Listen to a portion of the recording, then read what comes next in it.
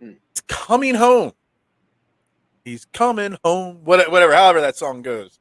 Doug Pederson coming home. We're going to talk Doug Pederson today and his big return, his triumphant return to Philadelphia. We're going to look at that Jacksonville Jaguars team. The Phillies' final 10 started last night. Not too well. All that and more coming right here in 30 seconds on Trending in the AM.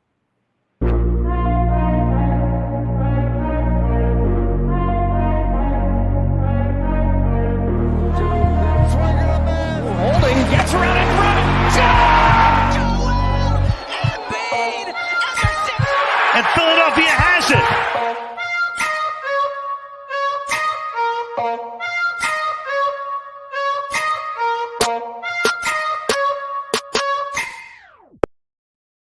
And a very good morning, everybody. Welcome to Trending in the AM right here on DSM Media. Live, Facebook, Twitter, Twitch, YouTube. You know the drill. Like, share, retweet, follow on all social media platforms. Make sure you head over to the DSM Media YouTube page. It's the best place to get interactive and comment on the show. It's where we can put your comments, thoughts, likes right up on the screen, answer them, and discuss them as they come in on real time. And even if you're watching on replay, still drop those comments. It still helps us build that algorithm, helps us up the charts. Even if you just comment, we suck. You know, that just any comment, good or bad, will help us up the charts, help us get better here and do things. So I am Phil Stifle, your host at Beard and Knowledge. I thought Jason was frozen. It looked like he had fallen asleep there for a second. He was just down like this, but he's looking at his phone. I got my main man, Jason, back. It's been 2 weeks since the two of us have done a show together. So who knows what's going to happen here today. Good morning, Jason. How you doing today? Good morning, man. Glad to have you back. Oh, thanks. Everybody missed me so much. Oh, we missed you, but I mean, I did say Dylan did a very good job in your absence. Of course, I mean, never a doubt that Dylan would do a good job. Dylan's the man. Real quick, Jason, before we get started with Eagles talk, with Jacksonville Jaguars, before we get talking about sports in general, just got to give a shout out to the whole entire state of Florida at this point. Hurricane Ian is bearing down. It's just literally like 20 minutes ago. My wife was watching the Weather Channel, and I saw it's been upgraded. They were going to say it was going to be a Category 3. Overnight, it has jumped to a Category 5 hurricane. Winds over 150 miles an hour. They are getting pummeled today. So I just want to say my thoughts with them. Hopefully everybody's safe. Hopefully everybody's gotten out that could, because that's going to be a really scary situation on the Gulf Coast of Florida there. Actually, it's such a big hurricane now. It's going to be affecting the entire state of Florida. And, both sides will really feel the effects of it. So thoughts to all of them. Oh, absolutely. Thoughts and prayers. I got to ask you, though, if you lived in the state of Florida, would you ride it out? No. No? Okay. Interesting. I'm just curious because I don't know if I would or not. I know too many people that have made that mistake, and they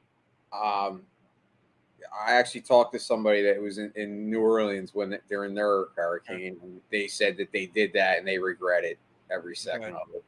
Yeah. So interesting, because I've experienced it. I've been in like the outskirts of one before, and it wasn't fun. It was scary, but it was on a boat, and I just kind of curious what the experience is like of just riding that out, because you do know there's people in Florida that are riding that out that don't want to evacuate and don't want to leave their homes, and just that experience of just watching the news before the power, and here it comes. It just comes rolling on in.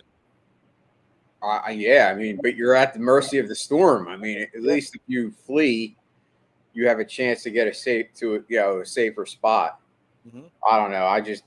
Me and weather do not mix well.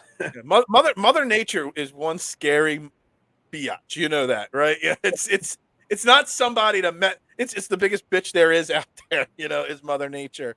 But anyway, thoughts with everybody. Hope everybody's safe. And if you're riding it out, just hold on tight, because it's gonna be a scary day today. Actually, the next couple days as storm surges and all the flooding and everything else happens.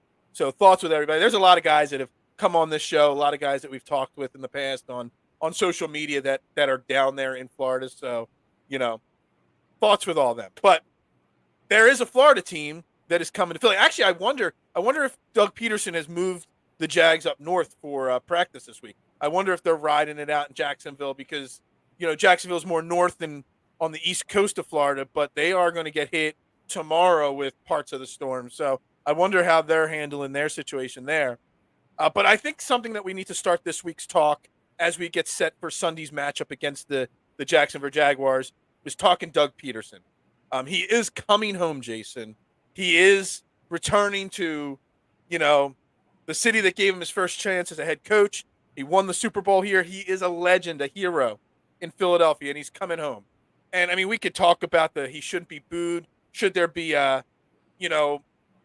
tribute done to him before the game? That's all fine. We've already started that conversation this week. But I just want to talk about what your thoughts are on the motivation that's got to be going on. Do you think there's extra motivation for somebody like Doug Pederson this week? Because Doug Pederson, to me, strikes me as a guy that's very even-keeled. He doesn't get too high. He doesn't get too low. He just goes about the process, every day, working harder every day. But do you think that deep down inside, there's got to be some extra motivation, some extra, what is it, little goosebumps going, for this week's game? I mean, listen, anybody in professional sports and that comes back in these kind of situations that tells you otherwise is lying.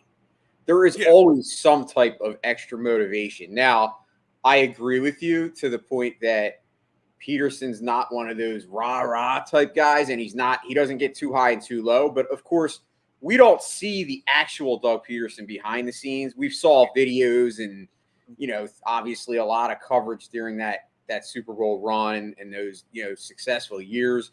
But we still don't know the exact things that he does. But, yes, he's not one of those, up or down type, personalities. But, like I said, anybody coming back, that won a title with a team, especially being his first team that he ever coached in the NFL, it's gotta, mean, I mean, when I say that head coach, obviously he was Kansas City's offensive coordinator, but right. he's got to have some kind of feelings, and all those feelings are going to be obviously coming back as soon as he's on that sideline. Well, I'm sure they already came back. But the butterflies have to be just down. He's probably doing everything he can to suppress them, but there's got to be butterflies floating around in there. And do you think obviously his team knows, they also can already in the short period of time that he's been, their leader, tell that he's that even keeled, not too high, too low guy. But you got to think that Trevor Lawrence, Juice Robinson, Devin Lloyd, any of those guys on that team, they know. And maybe on the side that they're like, yo, we've got to put a little extra out this week for our coach.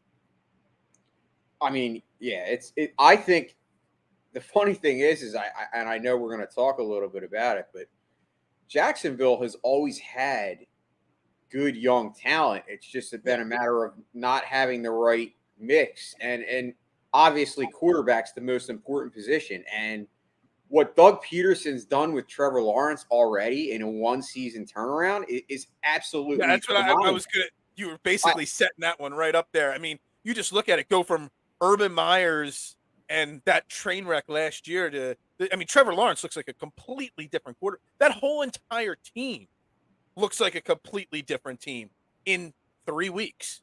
I mean, it's night and day. And look, Doug Pederson, some people love him. Some people – thought he was an okay coach until he won the Super Bowl, whatnot. Whether you think he's a great coach or not, that's debatable. But he's still realistically, he's a good football coach, and that just almost makes Urban Meyer look like a complete total joke. Yeah, I mean, listen, we all know Urban Meyer was a big mistake, and obviously, massive mistake. We saw what happened, with his personal life. That obviously that shit didn't help. But I look at Doug Pederson not only as being a leader of men. I know we heard that term a lot when he was with the Eagles, but he's a mentor. He's a mentor. He's a guy that cares about people. So he's not just a coach. He brings that extra layer to that position of authority that you don't see in a lot of cities, a lot of teams. Because he really is a guy that wants to look to help people and mold them and train. He's very big on training and you're seeing it with personal relationships that he creates. Yeah, exactly. I mean, you go back and look at the relationship he had with Nick Foles and Jason Kelsey and all the guys on the Eagles. I mean, they were personal relationships. It doesn't even matter like what happens off on the football field for the next 30 to 40 years. Those guys will be super close, and they will look at Doug Pederson as a father figure for the rest of their life because of the relationship that he was able to build with those guys. Yeah, and you have to build relationship with your team, regardless of where you're at. Like, yes, I'm not saying as a manager that you should be out like hanging out with your staff all the time. Like, that's not good. You have to have. There's got to be a fine line, but you have to have that relationship. You have to be able to have those conversations with people both ways. So if players have a problem with Doug Pederson, if they don't feel comfortable being on to tell him that, that's when there's going to be issues. And I've never took Doug to be that way. Like, I know a lot of things came out about Doug and Carson, and I think there's always two sides of a story. But let's look at that for a second again, because I kind of started hinting at this. I don't know if it was on Monday's show with Mark or yesterday's show with Dylan. We started hinting at it. Like, obviously, you look back at the situation and how it all unfolded, and we're going to get to the booing, Chili, in a second, because I do want to address the booing and that whole topic in a minute. But you got to look at it. All right, so Doug Pederson, it fell apart here. Howie Roseman, Doug Pederson, Carson Wentz. It was like a trio, and they were all fighting with each other. And on paper, it looks like we got the raw deal because Doug Pederson's doing well. But then you think about it, we got Nick Sirianni. Howie Roseman was able to turn things around. Maybe really the pin that was, knocking everything over was Carson Wentz. Maybe it wasn't Howie. It wasn't Doug. It was the other corner of the triangle, because you look at it, Carson's gone. He goes to the Colts, flames out there really quick, even though they had a winning record and he put up decent numbers. He goes to Washington. There are already people in Washington calling for his head. Hell, there were people calling at halftime on Sunday for them to bench him for Tyler Heineke. So maybe, we could say that Howie is a really great GM and he was able to recover from that whole fiasco really well. And literally, instead of rebuilding a team, retooling it and going from whatever it was in 2024 wins right back to a playoff team to a title contender team in 2 years, Doug Pederson takes a year off, goes to Jacksonville to an awful team and organization, and instantly turns them around. So, you look at it from both sides. Maybe neither of them were ever wrong. Maybe it was the other piece that was the problem. I mean, I think that's where we're at with it now. I mean, obviously, there's always two sides to a story, but I'm at the point with Wentz, especially after seeing now I know that you can't judge on-field play as to what kind of you can't, you have to separate that from the off-field things that he had going on here, and then obviously with the Colts. But I just think Wentz is just not a good teammate. And I've heard that story over and over and over, and it's been repeated and repeated and repeated. And I'm starting to believe it. And I think it makes sense now that, obviously, looking back, we heard those reports at one time, like that Doug Pederson actually wanted to go to Jalen Hurts. Like, yeah, and it's like we have 2 weeks off, and it's like you still read my mind. I was going to bring that up. What if? Where would the Eagles be right now?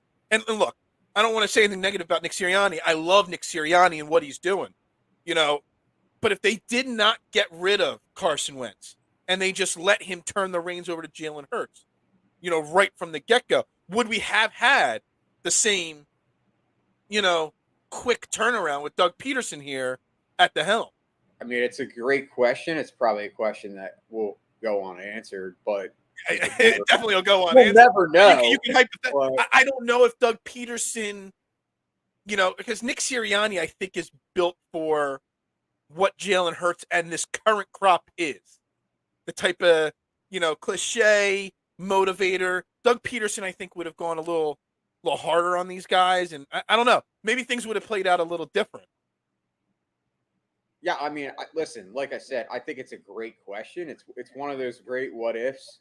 But I think if you look at what Doug Pederson has now, he obviously has a talented quarterback in Trevor Lawrence. He was drafted the first overall. And I know a lot of times that brings a ton of pressure. And you looked at how he performed last year, and I saw people already like saying, oh, this guy's going to suck. And I knew that wasn't true. It has to be more than that when it comes to quarterback play. And we're seeing it with Jalen Hurts. How many people were saying Jalen Hurts has no arm strength? He can't do this, can't do that. And he's pretty much proved every one of his doubters wrong on every platform, besides obviously he has to win a playoff. In 3 weeks. Yeah, exactly. In immediately 3 weeks. I get it, and I'll get told pump the brakes, but I don't have to pump the brakes when the eye test shows you he can do everything that we thought a quarterback should be able to do, and you want that quarterback to be able to do. So I think a lot of times you have to look at that and you say, well, a lot of times it is coaching. It is having patience with your players. And Trevor Lawrence is definitely the epitome of that. Like he doesn't have like superstar weapons like AJ Brown or Tyreek Hill, but they did go out and they got Christian Kirk, who obviously was like a fringe type wide receiver. But he was very young with the Arizona Cardinals. And now you're seeing that just shows me. I remember a lot of people were like, man, they gave that guy a lot of money. They did. At the time, like everyone was like, what are they doing? But like, if you look at it now, the money that he's making is less than guys like AJ Brown and like Tyreek Hill, but yet he's still a top. I'm not saying he's a top 10 receiver, but he's good receiver. Got three touchdowns on the season already. 18 catches, 267 yards. I mean, he's good. The thing with Jacksonville's kind of like where the Eagles were in the past, where let's be honest, they got Trevor Lawrence.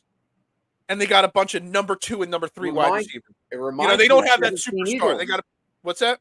The Jacksonville Jaguars remind me of the 17 Eagles, like that kind of team. They're good veteran mix, but with good young players. And you're seeing it with James Robinson. Like everyone thought, oh, Travis Etienne, he's the hot guy they drafted. You know what I mean? And he was hurt last year, but James Robinson came in not. I mean, it's kind of a miraculous recovery for him. Undrafted free agent, and he stole that job 2 years ago. And then obviously he was hurt, and now he's back. And yeah, I mean, James Robinson's driving that bus. I mean, they have a two-headed monster, and that's the kind of team that you had in 2017 with the Eagles. Like you had kind of guys, a backfield of guys, and that's kind of the way that this team's playing. But they also have a solid defense. I don't think we've talked about that. Like they shut out the Indianapolis Colts. I honestly, I was looking, so I got their entire team stats up on another tab. I kind of forgot. We talk about how we wanted Nakobe Dean. Can't believe he fell to the third round. The other major linebacker that was on the draft board, Devin Lloyd, I kind of forgot he went to Jacksonville. And he is their leading tackler already. 3 weeks into the season. I mean, no offense to Nakobe Dean. He can't get on the field right now because TJ Edwards is playing out of his mind. Kazir White is way better than advertised. So Nakobe Dean's still learning. He's being able to be eased into the team a little bit. But Devin Lloyd, on the other hand, he's leading the Jacksonville Jaguars defense right now. I mean, it's I before 8 a.m. this morning, I didn't even think of Devin Lloyd. Didn't even know where Devin Lloyd was. And now I'm like, oh shit, now we get to see that guy that we all wanted Devin Lloyd. When we were doing all the mock drafts and stuff like that, we kept trying to find a way to get Devin Lloyd in Philly. So it's kind of crazy. Yeah, I mean, like I said, they got some nasty players on that defense. Like their defensive line is always a strength of their team. That's why I say there are a lot of similarities with the Jaguars and the Eagles. I think they kind of have the same mentality. They kind of want to they strengthen and bolster the, what do you call it? You have a name for it. The trenches, your favorite word. Right. Yeah. And that's the same. One of the top 3 words I use, the trenches. That's the same mold that the Jaguars use. They have a good defensive line and they have a good offensive line. And that's, I think, key to any success in the NFL, in today's game anyway. I agree. I could definitely get behind that. Overall, though, I mean, We could talk more about the players and the teams and the matchups Thursday and Friday as we continue going on. I want to keep the conversation to Doug itself. I think it was Freddie commented it. No, Chili commented it earlier here. The booing. Okay. If you boo Doug Pederson before the game starts, you should just be kicked out of the stadium instantly. There's not one person that will be at that game on Sunday that should do anything but give Doug Pederson a standing ovation. I said it yesterday. I said it actually Monday and Tuesday, both to Mark and Dylan, and I'll propose it to you as well, Jason. I actually think Howie Roseman, Jeffrey Lurie should have a tribute video prepared for before the game. Put it up on the big screen. Thank you, Doug. Show some memories of him hoisting the trophy, the Philly, whatever they want to put together. I really think they should do that. Get the cheering out of the way. Now, once the game clock starts, I don't want another Chase Utley coming back in Dodgers situation where he gets cheered every home run he hits. And, if Doug Pederson calls a fourth down play that scores a touchdown, we should not be cheering him then. But before the game, he absolutely needs to be 100% celebrated. Do I have it all right there? I mean, you're spot on. I think I don't doubt this, Chili. Someone is going to be drunk, someone's going to boo, and someone deserves to get punched if that happens. Yeah, I mean, if there's anybody that doesn't deserve a boo, it's Doug Pederson. Mm-hmm. Like, the guy was more class. He had more class than anybody we've probably ever had in this city as far as a coach. He was one of the nicest people in the world. He's like a Dick Vermeil. I mean, he really is. Absolutely. That's a great comparison. Honestly, that's really what he reminded me of. And, the guy did nothing wrong to anybody. Like, all those videos that we saw, like when he would give the team ice cream and, like, he's just a good dude. Like, why would you want to boo that when he got us our only Super Bowl? You could say all you want about the fact that, well, it was Frank Reich and it was DiFilippo and they had a lot to do with it. What's Frank Reich doing now in Indy, Come on. Doug Pederson was the coach of the Eagles team that won the 2017 Super Bowl that nobody thought would win. So, boo. Screw you. If you boo this guy, you deserve to be thrown out of the game. But am I right to say once the game starts, yes, that I know we've talked about this in the past. Yeah, I'm still bitter over the Chase Utley situation when he came back.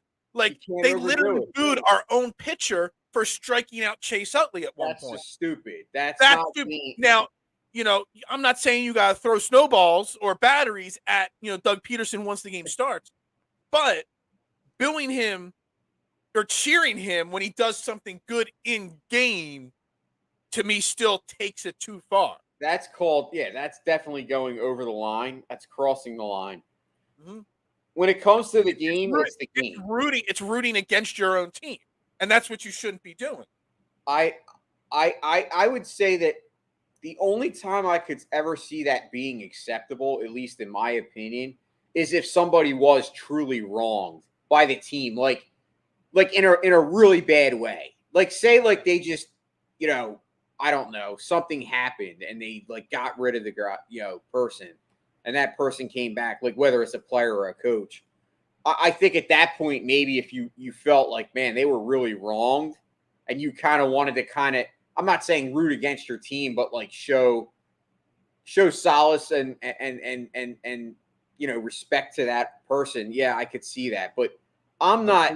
I got to say this, Freddie, dude, over the line. This isn't man. There's rules here. Great poll there. Love it. Sorry, had to cut you off. It's a great quote right there. If you don't know what that means, Jason, then you're just not cool like me and Freddie. I can't take it. Do you not know what that's from? I don't. It's a movie. It's from the Big Lebowski. John Goodman's character when they're in the bowling alley. You got to see it anyway. I think Chili's got some really good comments here too. It's understood that Doug coached a backup quarterback to beat the Patriots in a shootout. He coached Nick Foles to outthrow Tom Brady in the Super Bowl. It gives him that lifetime pass for sure. I mean, yeah, street cred at the ultimate. I mean, come on, Jay. Sorry, Freddie. I'm not sure if that was one I overlooked Yeah. on the streaming platform. Sorry. Oh, man. No, Anyway, it's just no. But listen, like I agree with you. Yes, you should not boo the guy before the game, but once the game starts, it's the game. I mean, yeah. exactly. Listen, We need to win. We need to look. We can't come out on Sunday flat. We need a. I mean, we're 3-0. Everybody's waiting to prove that the Philadelphia Eagles are being overhyped. This is an important. This is. I mean, we talked about before the season. We went through the schedule, win losses. We talked about the Packers, Colts, Titans stretch as the tough stretch of the season. This actually, now looking at it as teams start to play games, might be one of our toughest tests of the year. So we need this win to make a statement. So it's just as important to the Eagles and the Jaguars. They're in first place. They're 2-1. They want to prove that they're not a fluke. So, yes, give him your energy before the game, but that crowd needs to be supporting our team once the clock starts ticking. Because, let's face it, home crowd energy, that Eagles crowd, helps push the team. And if they're not fully invested, they're cheering Doug Pederson when he goes for it on 4th and 1. That, we don't need a situation like Washington last week where the home team in Washington had to go to a silent count because there are so many visiting fans, in the stadium. You know what I mean? So the fans, you could cheer, you could salute, you can celebrate before the game. Once the game starts, you're the enemy. exactly, 100%. And it'd be the same thing if Nick Foles came back and was starting a game here. Has he started a game here since the Super Bowl year? I mean, since he left the Eagles? I don't think so. I mean, where is he? He's in Indy right now as a backup, right? Yes. Yeah. I mean, if he had a start, do we play the Colts at home or on the road this year? I think it's the road. Okay. But still, like if it was here in Philly and say they had Matt Ryan was hurt or something and he had a start, sure, before the game. Standing out. But that would be a similar situation to the Chase Utley situation. Nick Foles throws a touchdown here in Philly. They're going to cheer, which they rightfully shouldn't. You know what I mean? It always bothers me, this whole situation.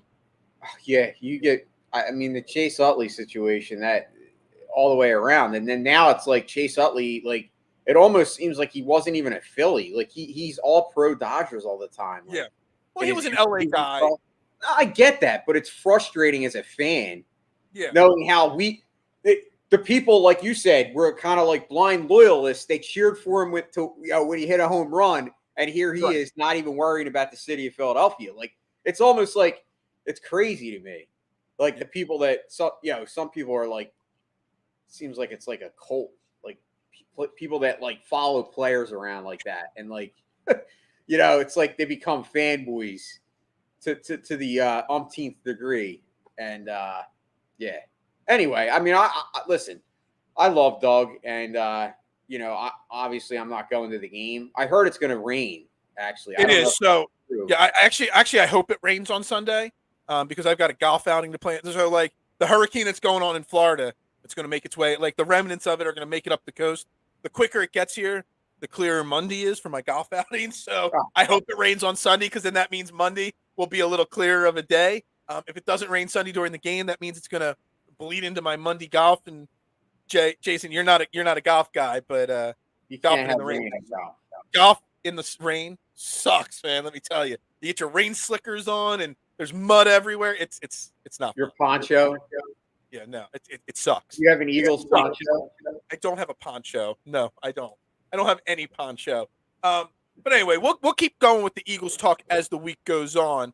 I just really wanted to spend some time talking about, him coming home. And, on a side note, like, you think he comes home and, buys ice cream for his team, goes to his favorite ice cream spot, buys the Jags ice cream? Do you think he takes any of the guys out, takes Trevor Lawrence out and be like, here are the best plays? Do you think he's got that kind of relationship with the Jags team that he's like, yo, guys, this is what we're doing here in Philly this week? I do. I think that's the type of coach he is. He's a player's coach, but he's also he's not a pushover. Like he's just perfect. He has like a perfect blend of like mentor friend type relationship, but yet boss. And that's what you want to see on a football field, because you don't want to be opposite either extreme, or else it could, kind of make the team struggle. Right. Yeah.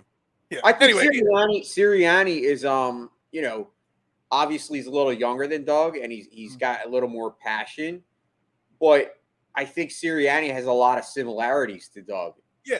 Actually, you bring up an interesting point, and this wasn't going to be part of the topic. Do you think it's easier to relate to the players, or do you think the players relate better to a younger coach than an older? Like Doug Pederson now, he's getting up there in age now. I mean, I don't know how old he is exactly, but he's no spring chicken anymore. Nick Sirianni's younger. We talked about would if Doug Pederson related to this current Eagles team and had them successful so quickly, would his older personality have related as easily? I mean, because let's be honest, Nick Sirianni, he's younger, more energetic, more hands-on with the guys. Does the age make a difference in relating to certain styles of built teams? Like the Eagles specifically are a certain type of team built a certain way so that youthful coach relates better to them versus this older veteran guy. You look at what's going on in Dallas with Mike McCarthy. You think those guys in the locker room when Mike McCarthy talk relate to him whatsoever? Dude, I think this is awesome. This came out of nowhere. We weren't even expecting this topic. I don't know why this popped into my head, but I think it does. I think it really does. Look at the 2017 Eagles, right? They were mostly veterans. They had some young players, but it was a mostly veteran team. They had a lot of guys close to 30 years old, and that team just kind of gelled under Doug. Look at the Eagles now under Sirianni. Mostly young. I mean, this team is built on youth. There are some veterans, but let's face it, there's not near as many veterans now as there was back in 17. What, Fletcher Cox? I'm actually kind of surprised. He's only 54 years old, Doug Pederson. Who, Pederson? He's not. Yeah, he's not old. I kind of felt like he was pushing. I thought he was kind of getting to like that 58, 59 range. So I thought he was a little older than me. Yeah, he's only 52. Damn, he's a lot younger than I thought. Wow. Anyway, sorry. Back to that point, though. Age. I think it's a great. I think it's a great call out. I think it does matter, and it that's why that 17 team did well because not that Doug was old, like as you said, but he's older. He was able to kind of relate on a level of, and plus the thing that I think about Doug that kind of, and I know Sirianni, he was a wide receiver. But did he play in the NFL? Doug Pederson? No, Sirianni. I don't think he actually ever play. He might have been on some practice squads or some training camp things, but I don't think he ever had any regular season game. Yeah. So I think that sometimes has a lot to do with it too, because Doug does have that street cred. He was a quarterback in the NFL. Yes, he was a backup, but he did start. Backup quarterbacks are like backup catchers. They make great head coaches. Starting catchers and starting quarterbacks do not. Bad coaches. Backup quarterbacks and backup catchers make the best coaches in football and baseball. There's no doubt about it. Yeah, and I don't know what it is. It's something about it. I guess it's the calling of the game. Since you're on the sidelines, you're in the bench. You think about. I did this once. Years ago, before Trending the AM, we had this conversation on a show, me and I don't even know who, about how few baseball, like how few of the majorly successful baseball coaches over the history of the game were not Hall of Fame type players. Like Hall of Fame players have become coaches and not failed. Good. You know what I mean? Like they really have. There's very, very few. But yet the great coaches that were players were typically backups or fringe guy. Like Charlie Manuel was a fringe baseball player. He had most of his success in Korea or Japan or wherever he played. He was a terrible baseball player. Mike Scioscia was an okay catcher. He wasn't a great catcher. The only real manager that I ever was able to think of in baseball was Frank Robinson. He was a pretty good manager, and he was a really good baseball player, obviously. I think it kind of relates in football. You look at the 30-plus coaches, how many of them were great football players? Any of them? No, and you don't see guys like Tom Brady or Peyton Manning or Aaron Rodgers. They're never going to be coaches.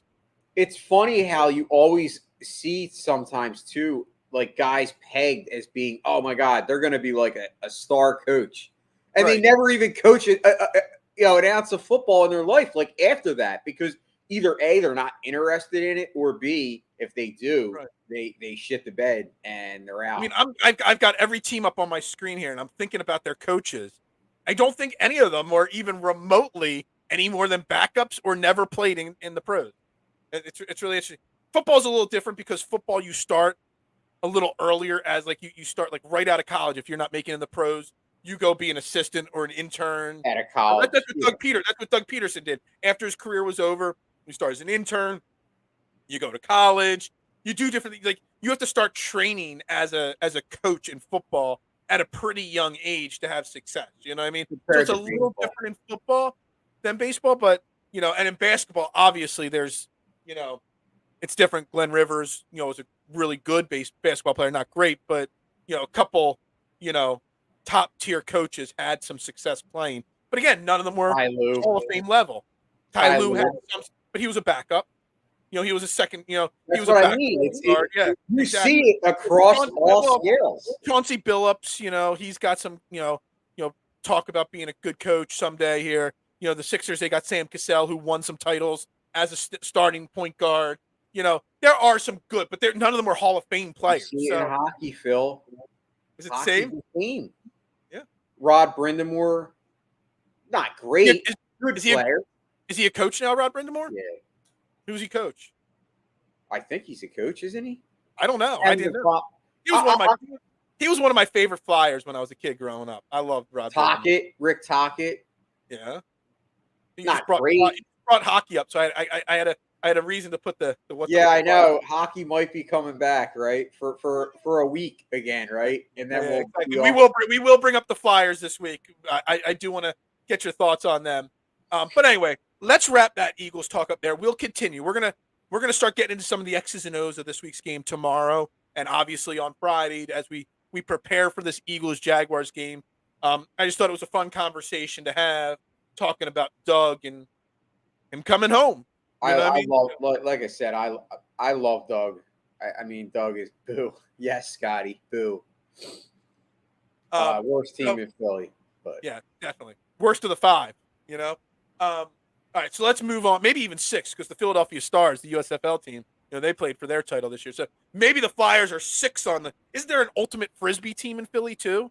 So maybe they're 7th on the list right now. I don't know. Let's get to the Phillies here for the last 20 plus minutes of this show. And I said it yesterday, Dylan. I started the conversation. We'll pick it up there today. We're in the final 10. Last night started the final 10 games of the Phillies season. I think it was like 8 was the magic number. And like, dude, 5 or 6 wins, is that enough? Look, Jason, I watched no Phillies while I was in Mexico. And even this past weekend, I didn't really watch much Phillies baseball, just because of the Eagles and work and everything else. I kind of feel like I've almost checked out on the Philly season at this point.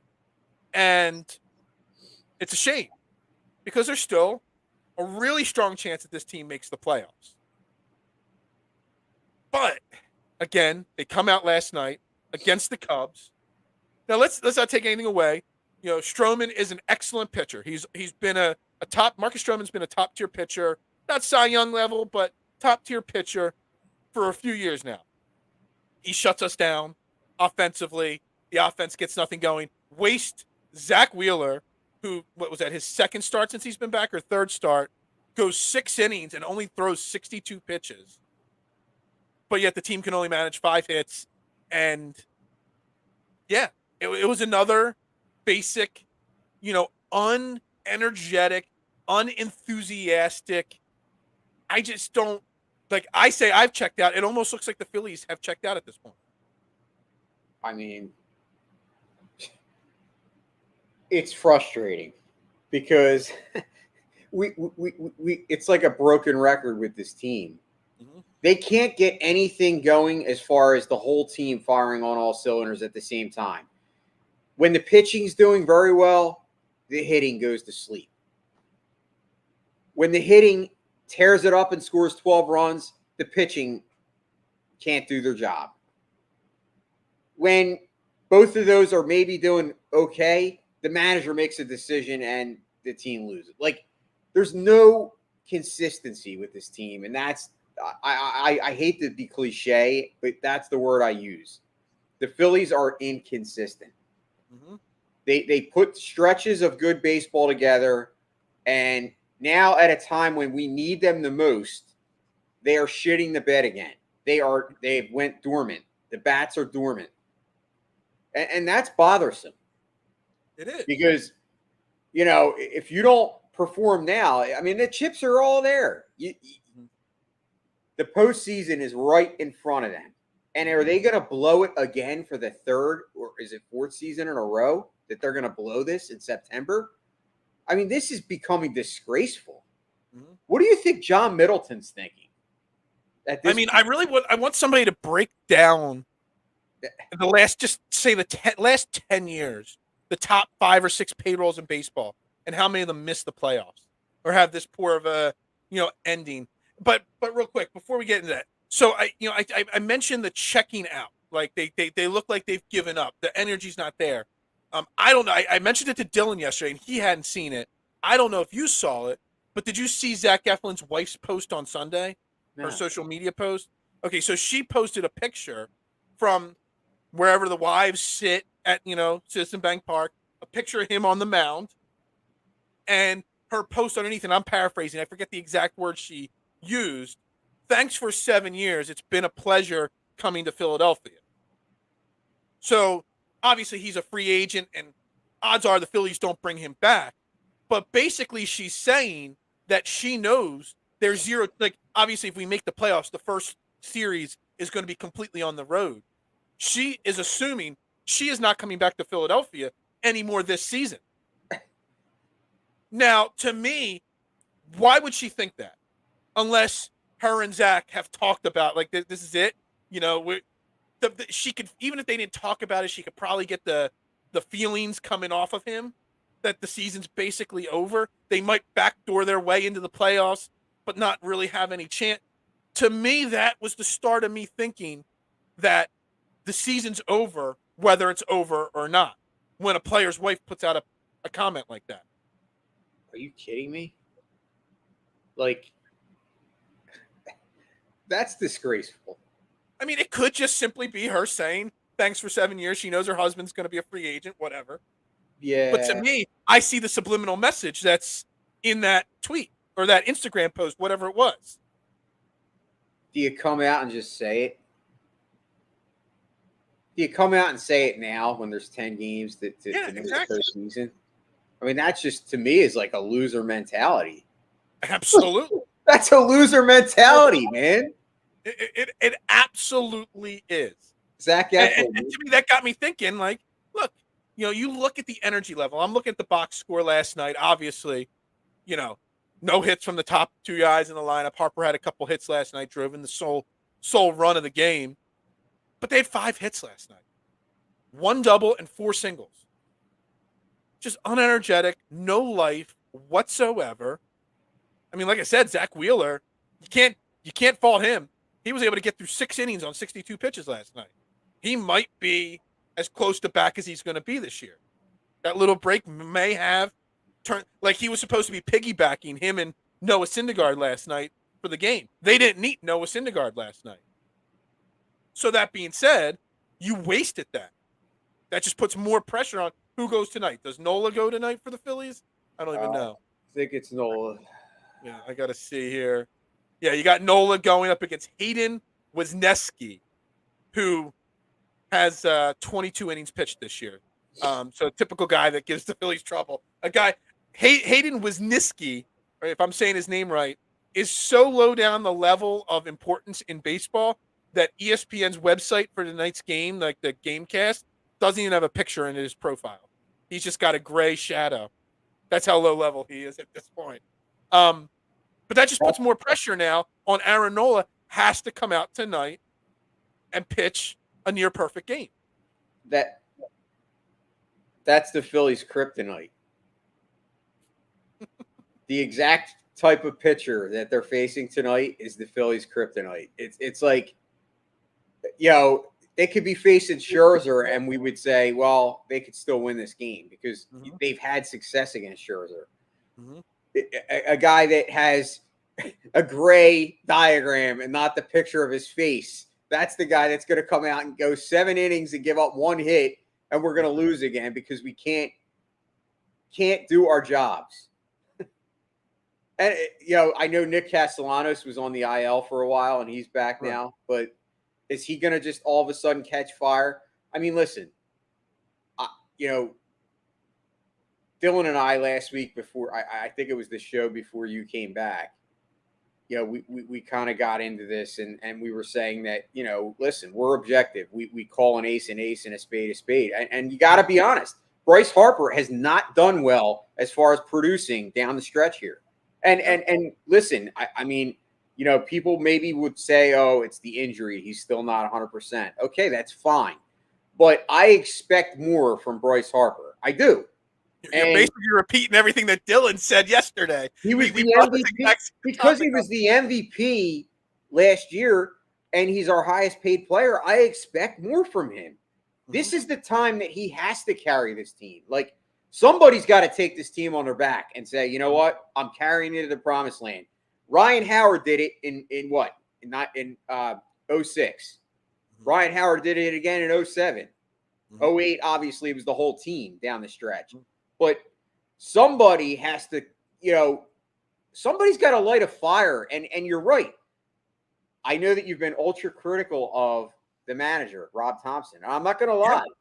Rob Thompson has been extremely disappointing this past 10-game stretch because I thought that this was the time that Rob Thompson was going to kind of put your argument to rest and say, look, this is, I am a good manager.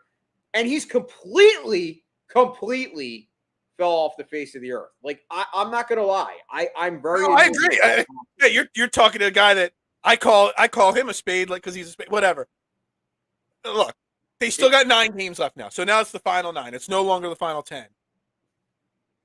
What do they need to do? They got the 7. It's now because the Brewers lost last night. It's 7 is the magic number. They've got 8 games left. The Brewers. We've got 9 games. So a combination of 7 wins for us and 7 losses for the Brewers.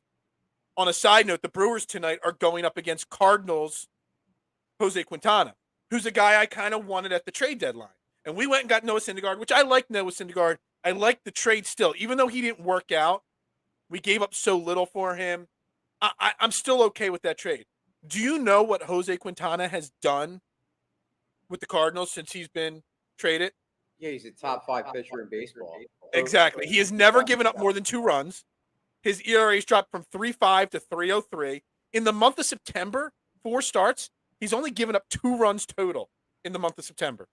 Yeah, he may be the best trade piece as far as pitchers. So he has played. Oh, what's going on with my mouse there? He has 1, 2, 3, 4, 5, 6, 10 starts with the Cardinals. They're 9-1 in those 10 starts. Can't argue it. So that's a positive. So if the Phillies can come out, Aaron Nola can come out and pitch a good game tonight, and they can get the win.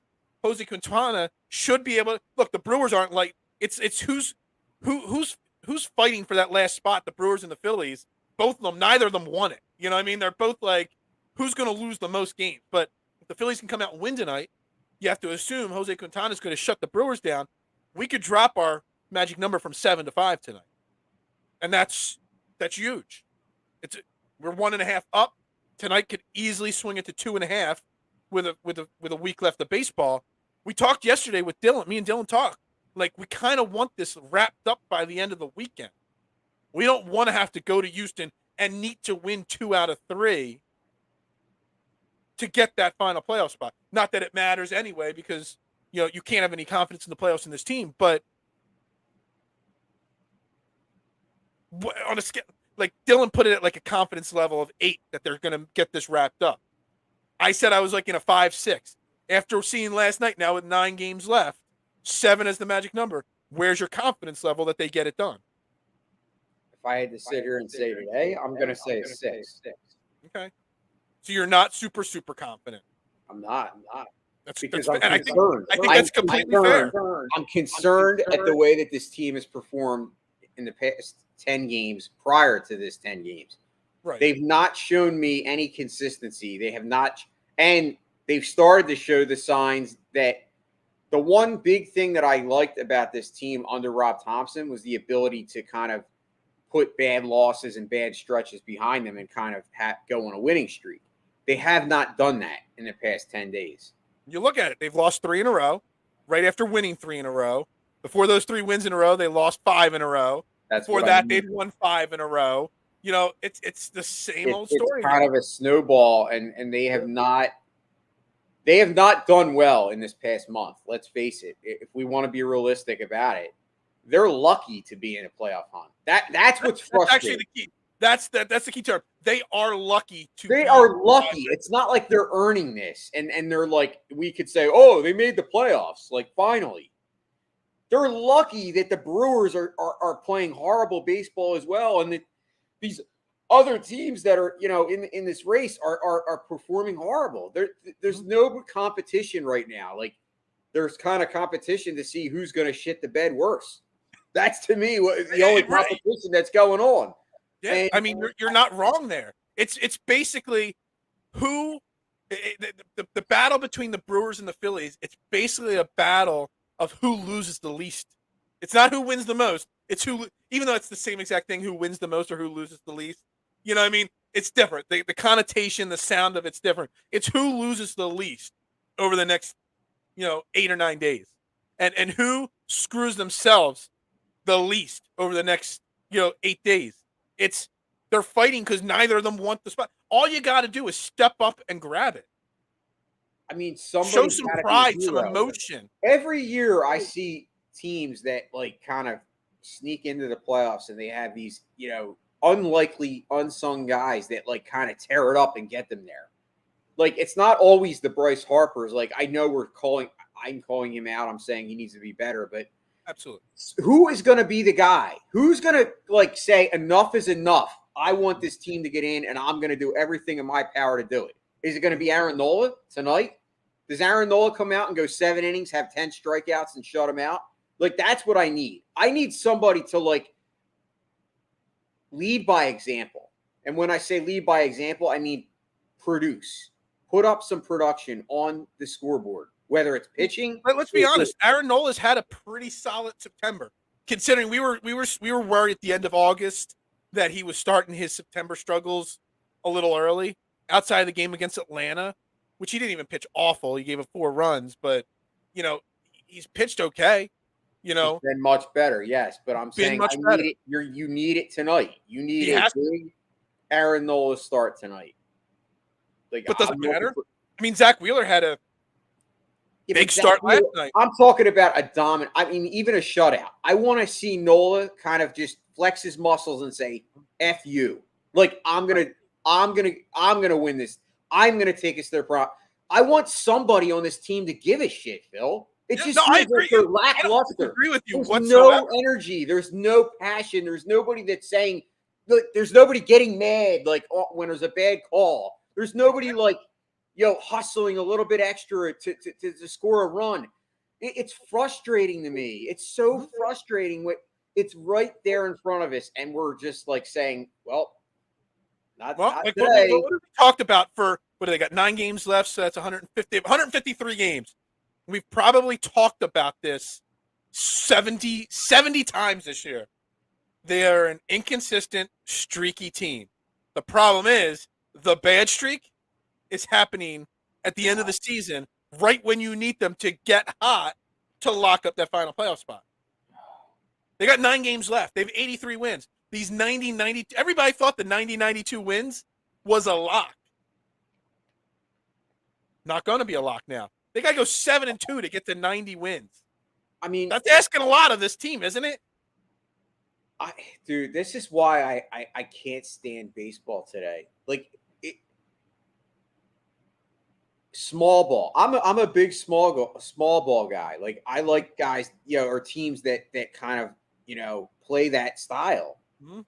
Because those are those pesky teams that sometimes can win in spite of talent. We have a super talented team. We have the highest payroll team the Phillies have ever had. and we're fighting for we're not fighting. We're not fighting. I said we're fighting. We're not fighting, because if we were fighting, this would be over now. Mm-hmm. We are not showing any kind of want to win. And that's the players. And listen, I'm disappointed. I am disappointed. Mm-hmm. Like, and rightfully so. Somebody has to light a fire under this team's ass. Like, yeah, I mean, and this goes back to the problem with Dave Dombrowski and the team he built. I mean, you want it to be Bryce Harper. We talked it might be Kyle Schwarber, but there is no, you know what, Rob Thompson, whether I like him or I don't like him, I'm just indifferent on him. Rob Thompson, to me, my opinions on Rob Thompson kind of are like the way people perceive my opinions on Rob Thompson are the way people perceive my opinion on Greg Ward. I don't really dislike the guys. It's just I just don't see the difference that they're making. Somebody needs to be a leader on this team. And there isn't. We talked about the 93 team. You had Dalton, Dykstra, Kruk. The 08 team. Rollins, you had Howard, Utley, Rollins. You had guys. There's none of them. There is not any of them. And that is the problem. And you know, the season will end soon, whether it's a week from now or 3 weeks from now if we make the playoffs, whatever it may be. But there has to be drastic changes made in this organization, because you need to find somebody to step up and be a leader on this team. And I don't know who that's going to be. You would think it'd be Harper. I mean, Harper gets his way. Harper goes and says, I want you to re-sign JT Realmuto. And he makes all these statements. So they bring him back. I want you to go get Nick Castellanos. He gets Nick Castellanos. Everybody he stands up and says he wants, they give him. Well, he needs to step up and be more. And they suck. Yeah, exactly. Well, JT Realmuto, he's had probably, if you got MVP awards just on second halves, he would probably be one of the top 3 MVP candidates in the NL, because Realmuto's been the Phillies' best player. I agree 100%. But Castellanos, I actually would be extremely surprised. I mean, he's not going to get any first place votes for MVP, obviously, probably not even any second or third. But I would be surprised that when they release the MVP voting, that he's not in that 9th or 10th spot of votes, like the 10th best, you know, in the MVP race, because his second half and just the great work he does behind the plate. I mean, he's carried this team. So why doesn't JT Realmuto is another guy with just a very passive personality, you know, a very quiet, you know, and that's why, and there's a part with Rob Thompson that my problem. If your players aren't that guy, then you need that Larry Boa personality as the leader of your team, as the manager. So you kind of got to pick your manager that fits with the players you've got. It's the we talked about Doug Pederson and Nick Sirianni relating to their players, finding a way to relate and motivate them. Well, if the players aren't going to motivate themselves, Rob Thompson doesn't seem like that kind of a guy. So you need something like Charlie Manuel wasn't a rah-rah, loud in-your-face manager, but he had the Jimmy Rollinses and the Chase Utleys to flip the table and motivate the players. Do you remember, like, about a month ago when there was all that bitching going on between the fan base, when, you know, there were certain individuals that were saying that it's disgraceful that there's not more attendance at Phillies games, and yeah. Why are these people not going to games and spending their hard-earned money to watch this team? Because we need the fans to get this team into the playoffs. This is the exact reason why people weren't going, because nobody can relate to any of these players. There's no care. There's no give a shit. There's not. And until I see that, I'm not going to spend my hard-earned money. Yeah, I'll go to a game like me and you went. I got free tickets. Yeah, free tickets. That's the only way I'm going. That's the one game I went to this year. And you know what? Like, it's not that I don't want to go and enjoy my time at a game. I know it's fun at the ballpark. It's fun to have hot dogs and smell all that, you know, food and the atmosphere. But I don't see anybody on this team that gets me excited. I love Bryce Harper, but I got to be honest. I'm disappointed in what I'm seeing now, like this year. No offense, we joked about it, but they should have shut him down and gotten that UCL tear fixed right away. I mean, I would. Yeah, I mean, at this point, it's too late. Yeah, at this point, it's too late. Been better off if he gets the surgery in the off season, then he won't be back for the start of next season. So it's going to be a lingering issue for the next year or two. But anyway, I think we're going to wrap it up. Do the Phillies win tonight, Jason? Nola versus some guy with a gray shadow as his profile picture. Yeah, I want to say it's a win. I think I'm gonna be confident. Aaron Nola is gonna come out. He's gonna go at least 8 innings tonight, and he's gonna have double-digit strikeouts, 10. All right, I like it. I can agree with you. I do agree. I think they get Because I think Aaron Nola is a guy that we've been very critical of. The whole city has. Absolutely. And I think he's a guy that could actually quickly become beloved if he does down the stretch and maybe win a playoff game. Show that he really is the guy. Like, it's all here right now. They could do whatever they want. They could have this city. They could be. I'm not saying they're ever going to be on the Eagles level because let's face it, this city is just a different level with the Eagles. But they could get us back in if they could just give a shit and start winning some ball games. So, all right, I got you. I agree with you, and I think that the Phillies do pull out a win tonight. I don't know if he goes 8, but Aaron Nola has a great outing. The offense gets some runs going tonight, a little life and a little juice, and they get the win. We'll see. We'll be back tomorrow morning with Trending in the AM, and we'll see. You know, I'm sure we'll talk some of the Phillies tomorrow. We're going to talk Eagles. I know Chili or Freddie asked about the Sixers. Maybe we'll bring the Sixers back into the conversation a little bit tomorrow as well. Everybody have a great, what is it, Wednesday? Wednesday. Again, for those of you in Florida, be safe. Yeah. Make sure you've gotten out of there. And it's too late now if you haven't gotten out of there. So make sure you're batting down and you're safe, guys. Our thoughts are with you. Everybody have a great day. And because it's still an Eagles town, it's go Birds.